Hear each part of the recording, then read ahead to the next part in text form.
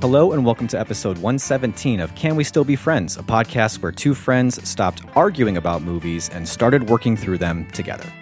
I'm Nate Goss, here with Ryan Ebling. To start off 2024, we're looking back at 2023 and watching a movie that came out just a couple months ago.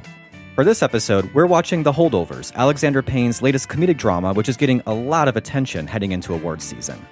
Like so many others, we were excited for the reunion of Payne with Paul Giamatti 20 years after Sideways, and we wanted to see if The Holdovers really is a new holiday staple, as many critics have claimed.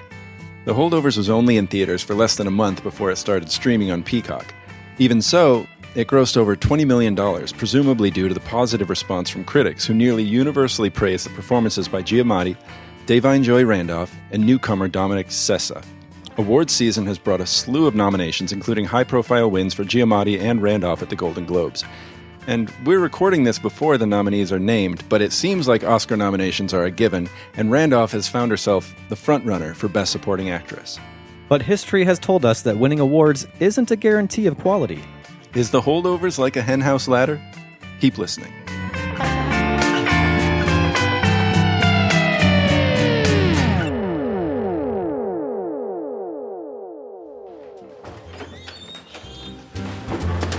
Good news, gentlemen. I was able to reach Dr. Woodruff and your parents.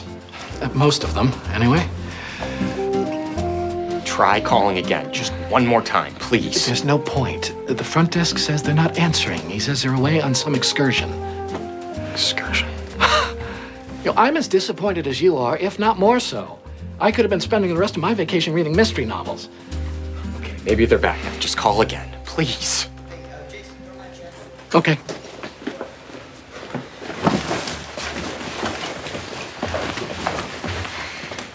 Happy holidays. Same to you. Take care, Tilly.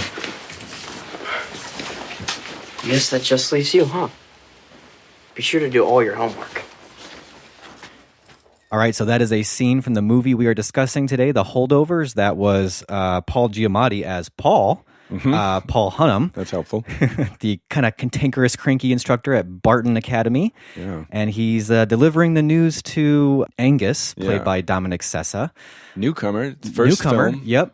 And Never he's been in a movie before. He's delivering the news that they're going to be stuck together over this break. So that's the movie we're discussing today, a movie that is new either in the theater, if you're lucky enough to catch it anywhere, maybe still playing, but I think most of us are catching up with it at this point on Peacock. Yeah. Is this the newest movie we've ever done?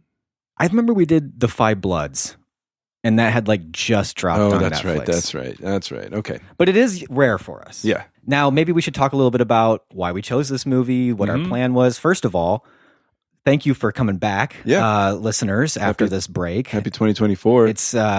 It feels good to get back into the swing of things a little bit. Now, am I right? Are we entering our 10th year, or was last year our 10th year? I think we're entering. Okay. I think this is our 10th year. Our first year was 2014. Yeah. I know that because my kids were born in late 2013, and they were still very, very, very young when we got started. And now they're 10 years old, which is crazy. Yeah.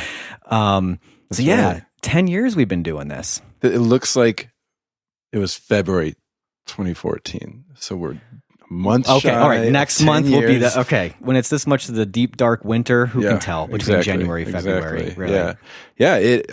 The Midwest got slammed with its first big snowstorm. So watching a movie about people in snowstorms, it felt perfect. Felt seasonal. That's not why we chose it. It just serendipitously happened that way. But why we chose it is, I don't know, a little circuitous, I guess. We hadn't picked anything. We said at the end of our last one, when we took the December break, that we'd figure it out. And it was maybe 2 weeks ago or last week, I think, we were talking and we were like, well, we still haven't picked anything. And first off, we had kicked around the idea of doing kind of a year theme like we did last year. Last year was the gap year. It was our gap year. Was the year before that we kind of brought in more people? We brought in more guests. As much as we could. Yeah, we had them talk about movies that meant a lot to them. They wanted to talk about. Yeah. And so we talked about the idea of doing a year of movies we've meant to rewatch. Mm-hmm. You know, we all have those movies that you saw it once, maybe a bunch of people talk about it, or you wanted to see it again, but you just never got around to it. I think we even branded it as I've been meaning to rewatch that. Bringing Out the Dead last year was Nate's gap year. It wasn't a gap for me, but it was very strong. I've been meaning to rewatch that. Maybe to the point that you forgot anything about it. You just know that you saw it. And we may still do that, but we always find ourselves sort of catching up on the year before further into the next year. Yes. So we've seen a fair amount of movies from 2023, not as many as we've wanted to. So I've been meaning to watch that versus I've been meaning to rewatch that. And 2023 felt like a pretty big year in movies with big name directors coming out with movies, maybe for the first time in a long time, or just certainly a kind of a return to form. You've got Martin Scorsese with Killers of the Flower Moon. You've got Christopher Nolan with Oppenheimer, Greta Gerwig with Barbie, just to name three of like the biggest movies of the year. Then you had Todd Haynes with May December. You had The Holdovers with Alexander Payne. And you had a bunch of really impressive debuts, like I think both of our favorite Celine movies Song's of the year. Past Lives, I think, is what we're both thinking. Past Lives, her first movie. And so for now, we're thinking this year will be, I've been meaning to watch / rewatch that. And if it's I've been meaning to watch it, it will be 2023 movies probably. So who knows how strong the theme will be, but we're kicking off 2024 by watching a movie from 2023. Because we've both been meaning to watch it. Now, you did watch this before we chose it. I did watch it, but here's the thing. So I would even carry the rewatching theme into our discussion about 2023 because I think what happens to me every year is you hit that late December, early January period, and you tear through a ton of the movies you've been told are the good movies. Right. And hey, I'd be lying if I didn't say I love that part of the year. Yeah. Like I look forward to it now as part of my sort of calendar year. I'm like, the end of the year is going to be great. I'm going to be watching so many good movies and just kind of being rejuvenated again about what cinema is doing now, you know? But the downside to that is you watch so many really great movies like all at once. Yeah. And then very rarely do I actually go back and kind of rewatch a lot of them, at least especially within a relatively short time frame. Yeah. You know, usually if I rewatch it, it maybe is a couple years later. Right. But I also know that there's a lot of value from taking a movie that you know is good and just giving it another watch to just kind of reinforce what is it that you really liked about it, what is it that you didn't. Yeah. So for you with The Holdovers, this is a brand new watch for the episode. Yeah. But for me, I had actually just watched it like a week before. Yeah. And then I rewatched it kind of a cool exercise. And then I rewatched it for this recording. Yeah. And so I would even maybe carry that over throughout the year. Like we'll probably watch movies that we have seen from 2023. Yeah. And basically be doing something that I think we both wish we could do more often. Give them the space of a rewatch after the hype of the awards season. Right. To kind of see how does the dust actually settle on some of these movies, you know? Well, and I think you kind of hit the nail on the head. I don't know if it was in the episode or if it was just you and I talking about it, but when we did the Predator episode and we talked about Prey, how we both loved Prey, and we were like, why wasn't this on so many year-end lists? And you said, because Prey wasn't the type of movie people who make year-end lists watch. Right. And then the next year, years later, they watch it, and they're like, holy crap, that movie was really great. Yeah. That came out the same year as this.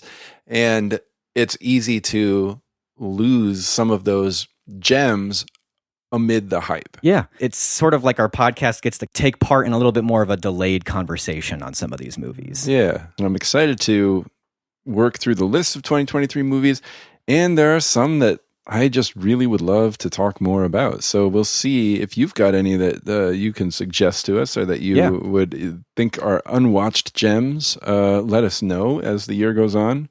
And actually, speaking of that, before we jump right into the holdovers, which we do need to do, we did get one phone message actually from Andrew, who's been on our show, been a guest, did Josie and the Pussycats episode with us.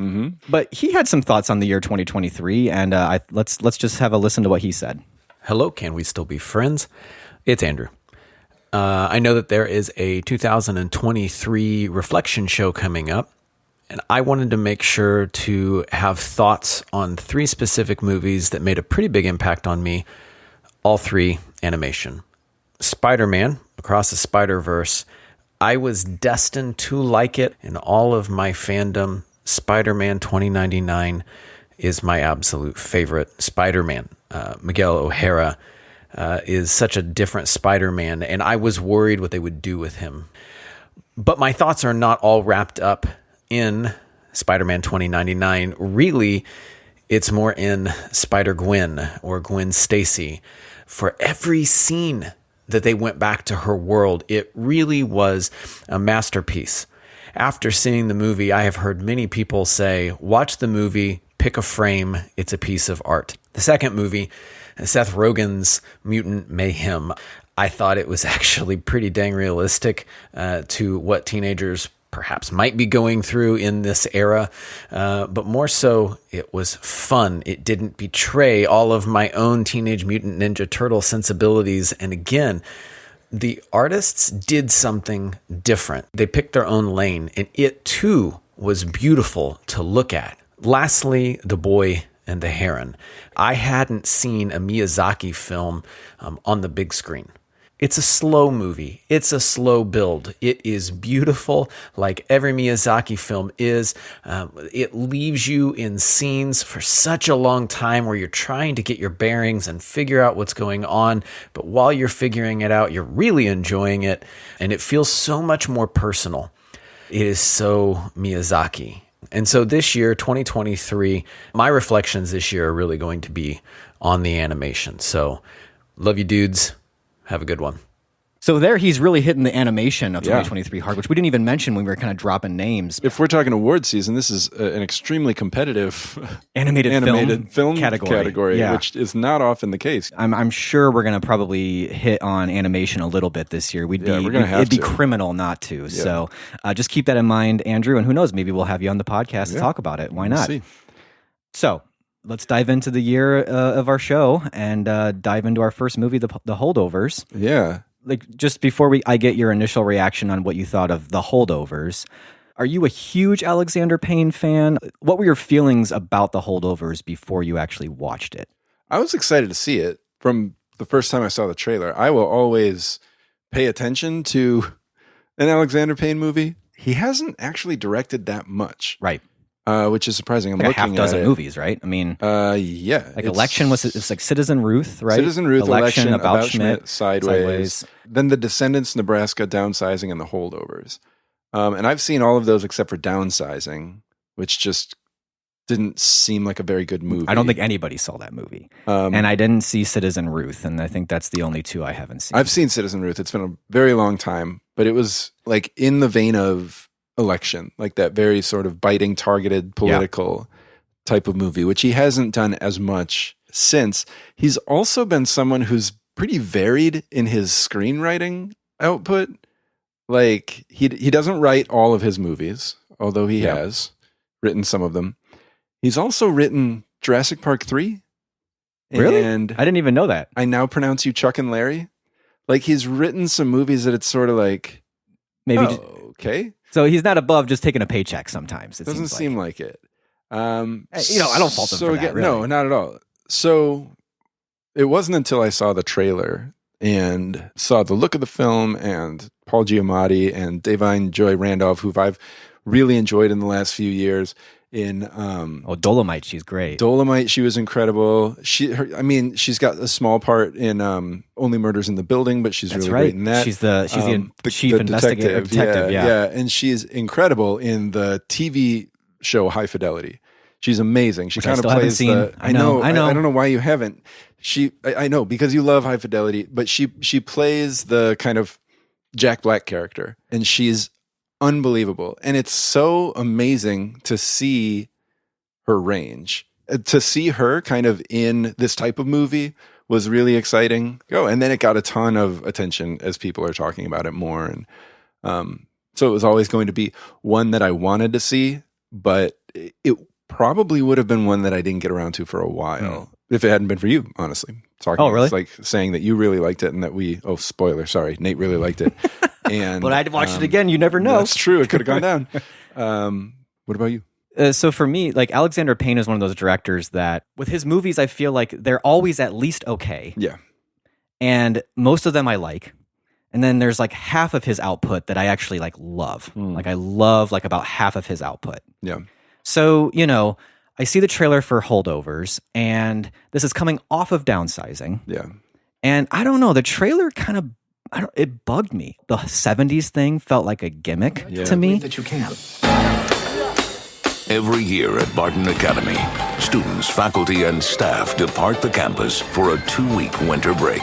But there are always an unfortunate few who have nowhere to go for the holidays. They're known as the Holdovers. Mr. Hanum. Hello, Mary. And I was kind of bracing myself for some disappointment, actually.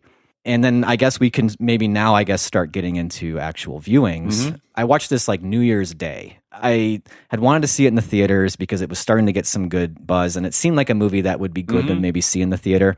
I bet it is. But it wasn't playing anywhere. Like we actually had, like me and my wife had a date night New Year's Eve, so we were going to go see a movie, and that's what I wanted to see. And it just wasn't playing anywhere. And then I was just like, wait a second. We got Peacock. It's like on there. We can watch this. Right. So the next day, we just put it on, and I just felt really pleasantly surprised. I just really loved the whole feeling and atmosphere of the movie, even though the trailer bugged me. When the movie actually got going, like all the jokes that I didn't know from the trailer if they would actually work or not were landing really well. I thought the movie was really funny. And then I just grew to really love these 3 characters, all 3 of them. This was one of my favorite watching experiences of the year. Yeah. So I rated it really high. I put it at 4.5 on my Letterboxd. And then I rewatched it for the podcast, and my appreciation of it only grew. Oh. I could leave it at 4.5, but It'd be a 5-star movie for you? I really love this movie. I could watch it again now. I could pop it in right now and watch it again. It's got that feel. And there were elements of the characters, because if you watch it a second time, you kind of know where it's going to go. You know what the arc is, and then you try to see if the characters are true to themselves throughout the whole movie. And I just think it's a really tight movie. Like the characters expand, but every way in which they expand feels true to who they are and is and narrative wise is entirely earned. Maybe you felt differently. How do you feel? What do you think? No, I absolutely feel that way. For me, from the first frame, the vibe had me. I mean, it's not shot on film, but they made it look like it was shot on film. It was immediately warm. And I had it in my head because you talked about it earlier, but I immediately saw it too. Just that Hal Ashby sort of being there, Harold and Maude feeling. And I love Hal Ashby movies. Me too. Bound for Glory even. Like I love that movie. Yeah, that's actually, I haven't seen that one. That's one of the few of his that I haven't seen. But immediately I wanted to live in the world of the movie. Not live where they are, but just... It's one of those movies that I want around me. And I don't think it's the first scene, but it's definitely an establishing scene early on where it's just them walking through the snow with the Damien Jurado Silver Joy song. Not a song I was familiar with until after the movie. And that song is not from the 70s. That song's from like 2014. Let me sleep in the slumber of the morning. There's nowhere I need to be, and my dreams are still our call. So it's that delicate 70s warm but cold. It's like it's a warm feeling, but it's winter. Everybody's bundled up and the snow is gentle. They're not close-up shots. It's just sort of establishing shots of kids walking and teachers walking on the campus to this Damien Jurado song, and you're right. It immediately takes you back to the feeling of those 70s movies. Hal Ashby, absolutely.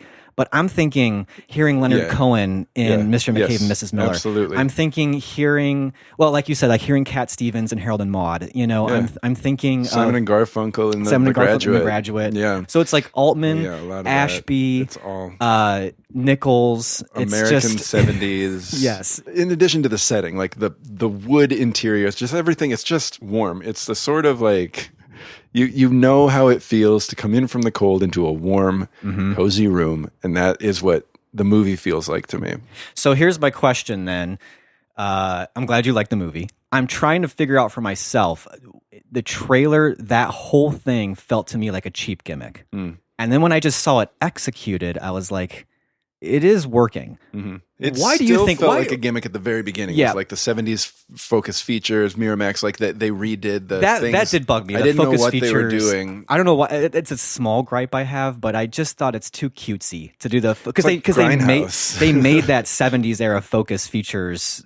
They invented it. They invented that obviously because it wasn't around in the 70s. Miramax and Focus didn't exist back then. So I guess my question is, what do you think the purpose serves of not just setting this in 1970, but shooting it that way, drawing a direct line to, yes, I am trying to make it feel like Hal Ashby. Yeah. Because you could shoot this movie straight. Like, you could shoot this movie set in that time period, but just shoot it contemporary. Yeah. Well, because they even added, like, film grain and stuff. Like, they added imperfections. I don't know. It's because it doesn't feel gimmicky. No. But you didn't have to go to those lengths. Right. You know, with Licorice Pizza, P.T. Anderson did that, but he didn't contrive those sorts of things. And we're talking a lot about sort of like the textural quality of it, but even in the shooting, like there's the scene where he's calling out Angus's name, and it starts with him zoomed in, and then it does the really fast zoom out. Yeah, there's fast zooms and slow zooms. Yeah. Like, it's a lot of throwbacks to that kind of filmmaking. I don't have an idea, you know, thematically as to why it would do that. Other than it feels like, in addition to set design and costume and hair, it is a way to make this feel of its time. There's an awareness that the way movies were made was also specific to that time. To me, it's further just putting us in that time period rather than giving us the distance of, we're watching this 50 years later, this story from back then. Yeah. It's like we're watching this story from then, about then.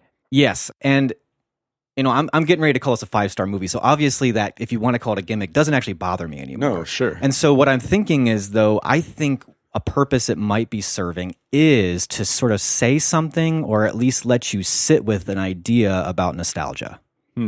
I think we're talking about a nostalgia for a time, well, we didn't even live in that time. Right. But I think it's even, for me, it's like a nostalgia of the first time I discovered all those movies. Sure. Like, I was feeling this nostalgia for, like, oh yeah, you remember that first time when you watched Mr. McCabe and Mrs. Miller, or you watched Jeremiah Johnson, or you know, The Graduate, or any of these movies we just talked about. Where you're like, couldn't somebody wipe the lens? And I think that's a really interesting juxtaposition with this Paul Hunnam character, who says that he doesn't understand the world anymore, that it's a bitter place to him. And he also is someone who takes a lot of comfort in the past. Yeah, right. And in ancient civilizations and in history and things like that. Yeah. And I might be overthinking it, because it could have just been as simple as Alexander Payne being like, I wonder if I could make a movie like that. I wonder if I can make a movie that looks like Hal Ashby, yeah. But I do think that because it's a movie that's set 50 years ago, but with what the people are feeling and what they're dealing with, feels very relevant to today in a lot of ways. It's sort of reinforcing the idea the movie makes, which is that the world has always just been a pretty messed up place.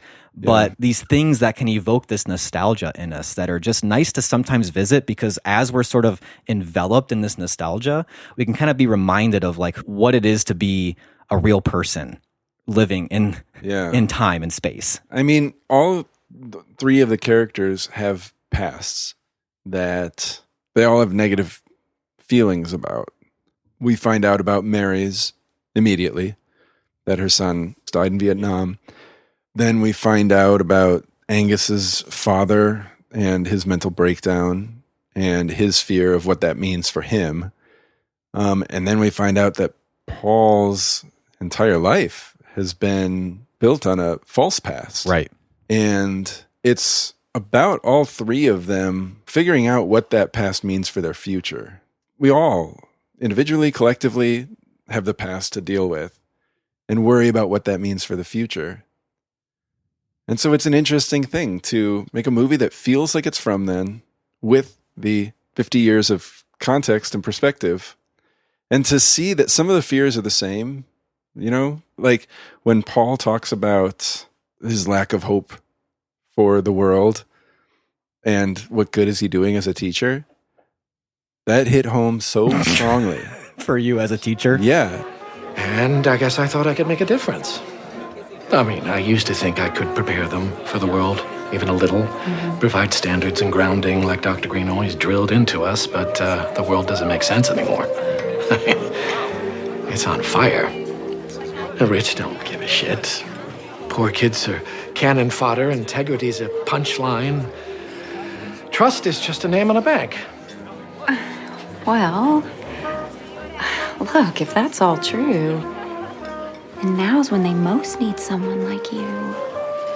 That was one of those moments where I was like, yeah, this is definitely drawing parallels to what a lot of us are feeling right now. But also provide standards and grounding like Dr. Green always drilled into us. That's also nostalgia. Like, it didn't used to be this way. Right. People are always saying, man, it wasn't like it used to be. And this movie's sort of saying, like, it's always like it used to be. Right. And that sucks.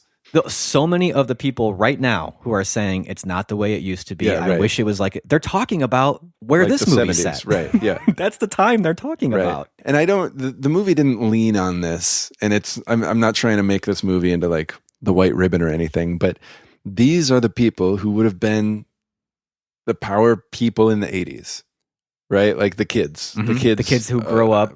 Yeah. Who Paul was teaching, teaching at 70s, this time would have been 10 years later, the ones who were, voting Reagan in, who were Wall Street and like doing all of that. It's sort of like, Paul wasn't wrong, right? Like these people needed some humbling. They needed some grounding. They, whether it was ancient Greek that they needed, who knows, but they needed something and they didn't seem to get it. Yeah. And well, but what I also thought was really funny in this movie is like, we live in a time where we're really quick to call other people Nazis, or this is like Nazi Germany. And the two times that happens in the movie, which is to each other, like one time it's Angus to Paul and then it's Paul to Angus. Yeah. It's always when they're actually getting their shit called out on them. Yeah, right. Like when they're actually getting called out. Oh my gosh, they're actually getting called out, and he says, I thought all the Nazis were hiding in Argentina early on. And then later, Paul's like, what is this, Nuremberg? That's right. Yeah, just somebody trying to hold them accountable for their behavior. Right. Yeah, that's really funny. I found myself, and I think you're supposed to, kind of found myself being like, well, he's not wrong. Right. And actually, maybe these kids need a little bit of Paul in their life. Right. Yeah. Not every teacher needs to be like Paul Hunnam. But it's not bad to have a teacher like that sometimes. Right. Especially not bad for people who are going to fail up. These are the rich and powerful children who will land on their feet. I mean, I know she's sad about her son and everything, but still, she's getting paid to do a job. And she should do it well, right? But I guess no matter how bad a cook she is, now they can never fire her. Will you shut up? You have no idea what that woman has been through.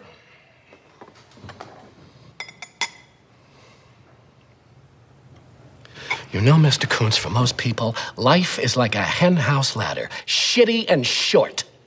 You were born lucky. Maybe someday you entitled little degenerates will appreciate that. If you don't, I feel sorry for you. And we will have failed to do our jobs. Now, eat. He's not wrong, like you said, that life is like a henhouse ladder for a lot of people.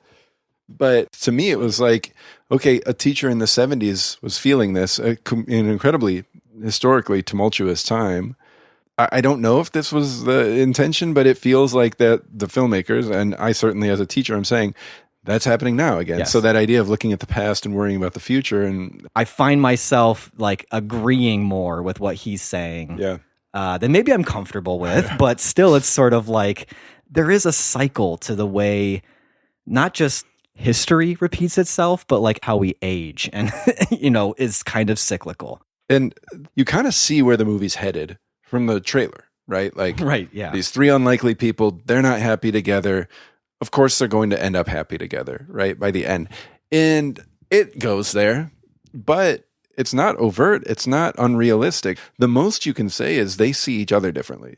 Yeah. And that's it. But it's also enormous. Like, it's sort of saying it doesn't need to be a monumental change to be monumental.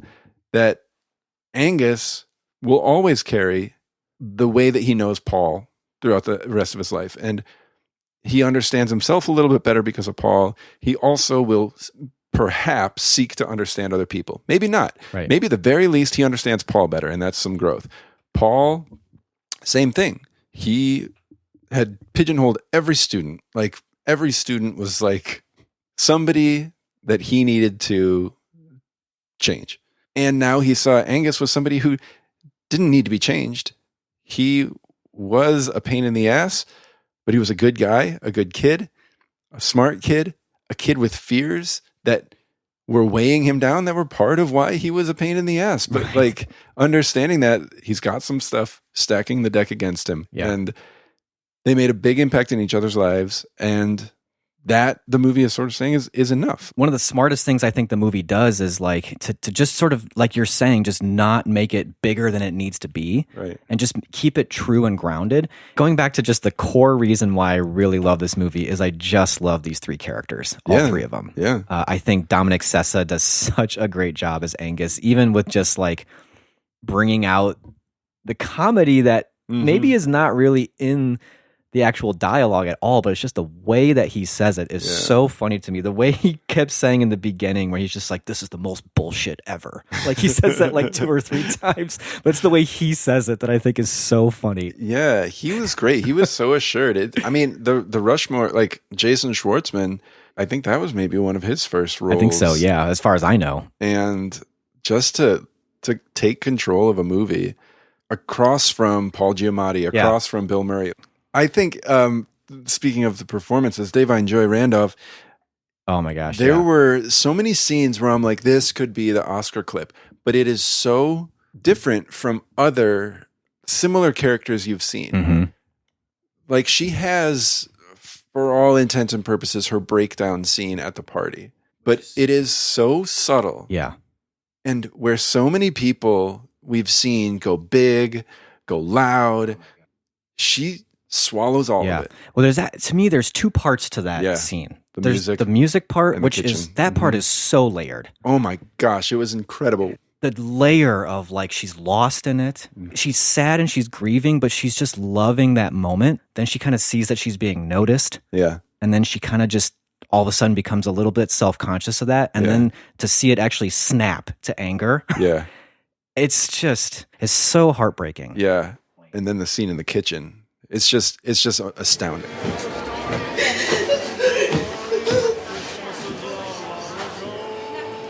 All right? You all right? Just leave me alone. You want me to take you home? Back off. Back off.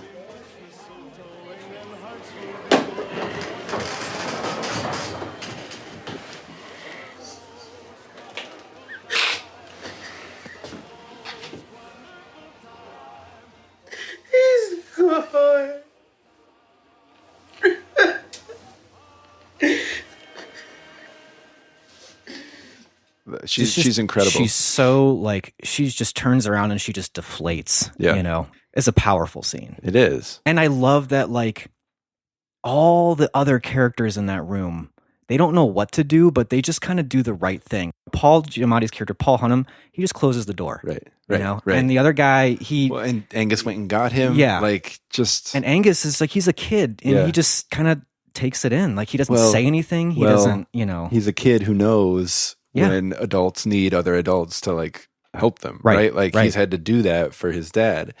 And the other guy, I forget the actor's name who plays the maintenance man. So good too. And he's trying, you know, he does everything that you would think you should do. Right. And then when she's just like, back off. Naheem Garcia. Yeah. He just does, exactly. you know? Yeah.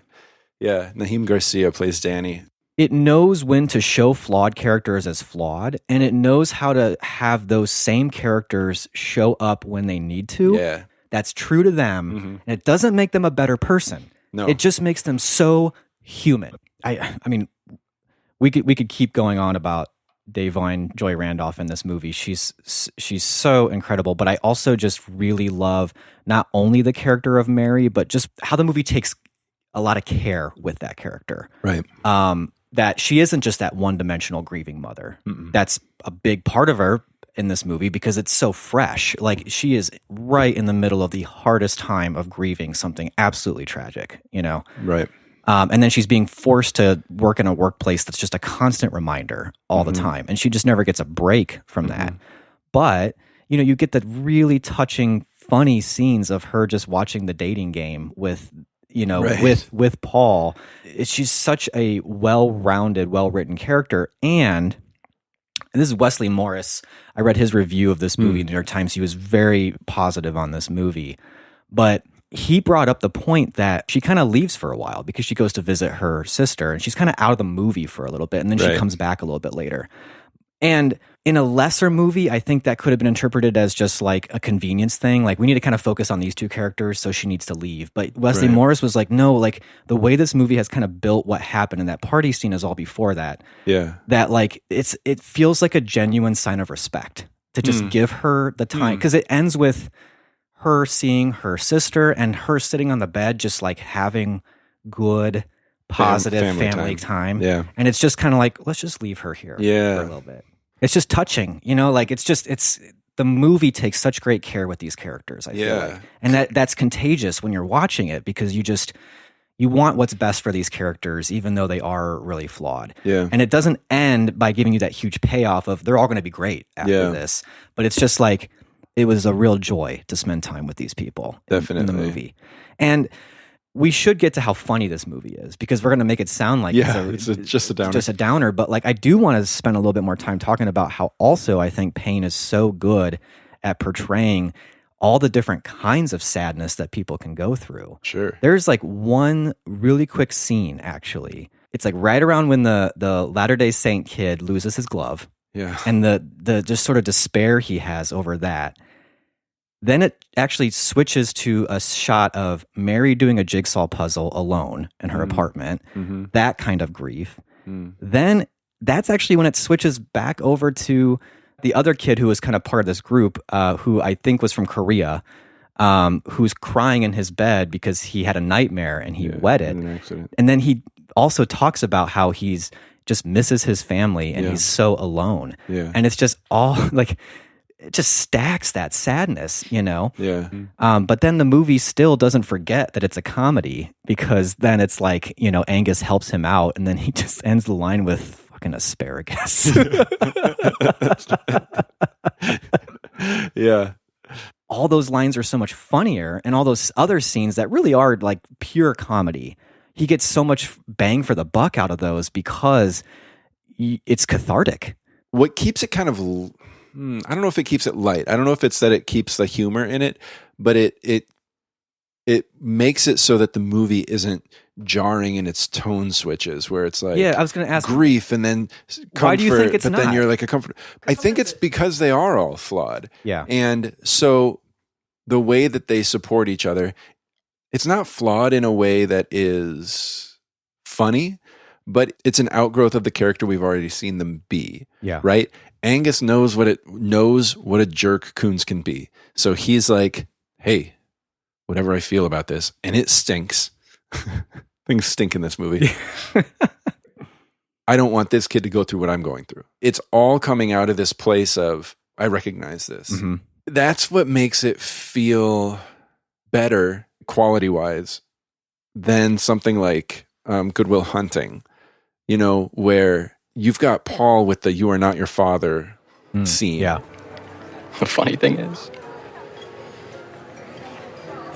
I wanted to see him so bad this whole time.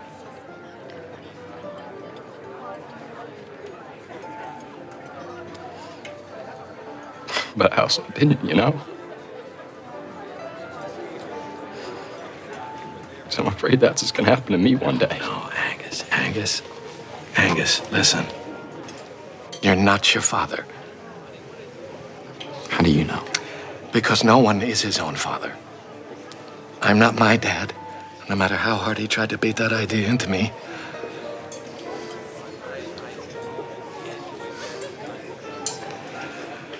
I find the world a bitter and complicated place, and it seems to feel the same way about me. I think you and I have this in common. But Don't get me wrong, you have your challenges. You're erratic and belligerent and a gigantic pain in the balls, but you're not your father. You're your own man. Man, no. You're just a kid. You're just beginning. And you're smart. You've got time to turn things around. Yes, I know. The Greeks had the idea that the steps you take to avoid your fate are the very steps that lead you to it, but that's just a literary conceit. In real life, your history does not have to dictate your destiny. Oh, there's Mary. Which, they could have gone the Goodwill Hunting route and just said, like, you are not your father. Don't do this to me. You are not your father. Right. They could have just repeated it. Whatever. But as much as I love Robin Williams and everything, and that movie it isn't awful, Robin Williams is like helping him from a place of, I didn't used to be perfect, but now I am. Versus like this movie where it's like, these are not perfect people. And that doesn't mean they aren't able to help. In fact, it gives them a special sense of how to be helpful. And it dispels any myth that you need to fully deal with your past in order to help other people or to continue to grow yourself. Like, it's not messy in the way other movies can be messy. It's messy in a way that feels more, I guess, caring is sort of the word that you've been using that I would echo. Like, if you take Mary's character, there are scenes where she is still able to step in and help people. Yeah. She had just had that party scene. Yeah. And she's walking out, and he's a jerk to Angus. And she, even after all that she's been through, knows enough, and her character is well-rounded enough to still be able to call him out and say, you don't tell a kid that on Christmas. What the hell's wrong with you? Right. And that I think the one thing that's important is that those things can help you help other people. You don't have to be the only one suffering from that sort of thing. Like when Kuntz threw the kid's glove, Angus says he orphaned that glove on purpose. He left you with one so the loss would sting that much more. I mean, it's not leaned into very hard. Right. At that point, we're an hour and a half away from knowing that his dad is gone. Right. And the way his mom and stepfather treat him is what makes his loss of his father so much more. Like so he's very sensitive to that when it happens. He could have just been like, deal with it or whatever. He beats up on everybody. He's like a jerk to me too, so you deal with it. But he's like, gosh dang it, I know why you're so mad. Yeah. But this movie, for some reason, doesn't have that frustrating quality I have in a lot of movies where you're always like, why don't they just tell each other? Exactly. And that doesn't happen in this movie because that's such a fine line to walk. It's a fine line to walk, but I feel like this movie does walk it where it's like, I get why they held that in. Yeah. Or he didn't say it at that moment. Or he didn't reveal it in that way. Or it was just easier to say my dad's dead than to say this is what happened to my father. Well, and a big part of it, not only the personal fears and shame, is the setting. In academia, people will use things against you. Right? Yeah. In high school, people will use things against you. So it's totally reasonable that they would keep this stuff from people, that they've gotten used to the lie for so long that we never even considered there was a secret until it came out. Yeah. Because they have done this for years. They've lied about it for years. And not everything would have been easier if that information had come out. Yeah. There's just like little gradual buildings of trust, and you kind of see it every time they say entre nous. Right. That's just a little bit more trust they're giving over to each other, and that they lie for each other. Right. And they both learn how they've both had to use lies just for survival, even. And they almost kind of have a mutual respect for their skillfulness at it. Like they're both pretty good at lying, and they can do it. And when to jump in. Like, this is a lie. I'll join in here. Yeah. Oh, I love the way that Angus is on the fly making up the book, because they also try to catch each other. Yeah, in it. It's just like, tell them what the title is. Yeah. It's interesting. A movie that so immediately made me want to live in it only went on to continue to earn that, and deepen it. Again, I think it fits that bill of a movie that I was tearing through for the year. Mm-hmm. And I don't know if we weren't recording this podcast, I don't know if I would have rewatched it. And it was so just nice to rewatch. And I gained a whole lot more out of it on a second viewing even. And also, I think what it has going for it, which we didn't even get into, is it's a Christmas movie. Yeah.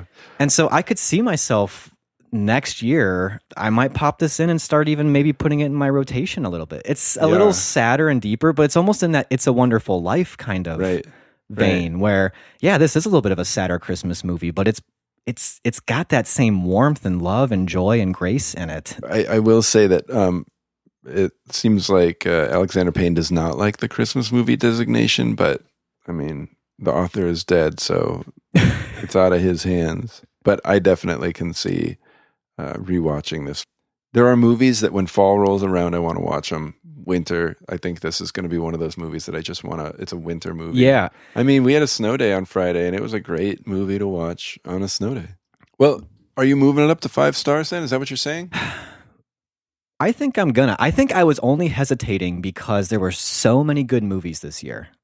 You know, like if you're just looking at it as a 2023 movie, you're kind of like, I can't be throwing 5 stars. How many 5 stars am I going to throw around here? You know?